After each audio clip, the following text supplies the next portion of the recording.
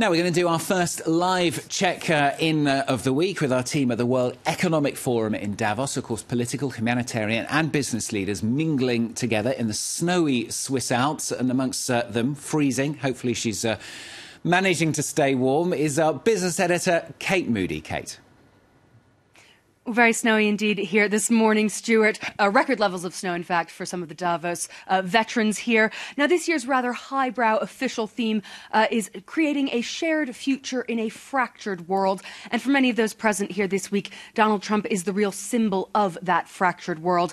His administration has been trying to push this vision of America first, protectionist policies, which run very much against the grain for many of those gathered here who have promoted globalization, open trade and borders for many years now. That's why his expected presence here on Friday came as something of a surprise to many. Many participants will be anxiously waiting to hear what he and the dozen or so members of his presidential delegation have to say to this group of people from whom he has repeatedly tried to distance himself. Now, to help take the temperature of this year's gathering, I'm pleased to be joined by Bob Moritz, Global Chairman of PwC. Your company does an annual survey of CEOs trying to test morale, optimism for the year ahead. They seem to be very optimistic about 2018. Why is that? So we surveyed about 1,300 CEOs from about 85 countries. Their level of confidence in the economy and its willingness to grow over the next 12 months is actually record high. It's almost commensurate with the record snow that we've got here in Davos. Three primary reasons for that. Number one, the macro trends continue to be strong. Demographics, rise in the middle class, and the like. Second, you've got a fundamental shift in terms of GDP growth that's continued to increase. We saw yesterday the IMF come out with a boost coming off of the U.S. tax reform issue. And third, this kind of confidence is consistent in every region around the world. And we've not seen that for a long time. In the past, we've had one or two regions that had problems. So this level of optimism in the economy is very strong. The question is, can they deliver against that? Well, that's one of the issues that was raised in your survey. More than half of your respondents see the global economy continuing to expand, but not necessarily translating to their own business models. We use the words cautious optimism right now in the office of the CEO. And the reason for that is they are not as confident. They are continuing to rise in their confidence level, but it's not as good as their confidence in the overall economy. Two reasons for that. One, the reality is there's a lot of clouds ahead as they look, which are a combination of the traditional business risks, FX, ability to raise capital, level of debt, et cetera, but also these existential risks that are outside of control as they think about cyber risk, terrorism, the issues around climate change, or the geopolitical environment, which you talked about in your intro.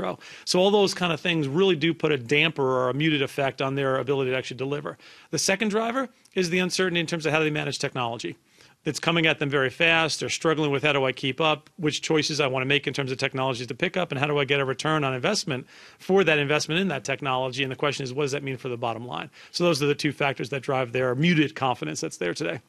12 months into the Trump administration, are your American clients surprised, pleased, relieved with the way the Trump administration is going so far? So I think you have two different worlds to look at from a pure business perspective. I think there is a positive element that's coming out of the administration, both in terms of the focus on regulation, which is always the number one concern of the U.S. CEOs in terms of overregulation, and at least a little bit of a retrenchment there that's starting to come through. And second, obviously, is the tax reform that just came through. It did come through with a hope and a change, which they actually finally realized, and they're looking to see how to actually take advantage of that benefit right now.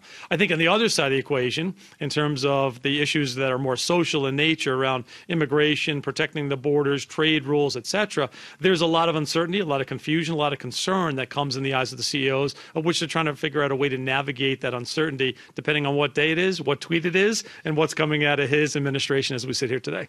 Now, you also look at the effect of technology on the modern workforce. I mean, the very basic concern that a lot of people have, are robots going to take their jobs? Is that something that your clients are looking at? So we would argue that today, at least for the foreseeable future over the next couple of years, the technology impact is actually going to be on the companies, but not on the employment figures. It's going to change maybe some processes.